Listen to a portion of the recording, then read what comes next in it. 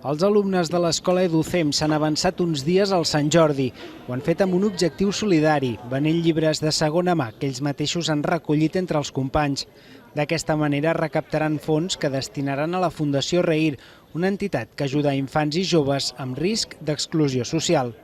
Tenim la part de donació, tenim també la part dels llibres infantils que els tenim a 3 euros i a més també tenim els d'adults que estan per 5 euros. Són un grup d'edat i un grup de nens que la societat els té com una miqueta exclosos i creiem que és important ajudar-los i que la Fundació es doni a conèixer perquè tot el món entengui i coneixi quina és la situació que estan vivint. La Fundació Reir, amb seu a Granollers, ajuda 2.500 persones a tota la província de Barcelona, de les quals 1.900 són del Vallès Oriental.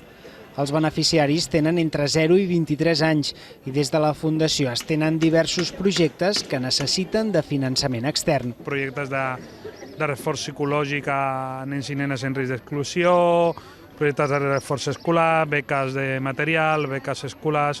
En definitiva, hi ha un munt de necessitats que s'han de cobrir, que anem fent i que l'entitat, que ara farà 10 anys, va creixent any a any i va donant resposta a les necessitats que ens arriba, però per nosaltres, repeteixo, més que les necessitats que es puguin cobrir econòmicament amb aquestes iniciatives, per nosaltres és molt important que es doni a conèixer què és Reir, la feina que es fa.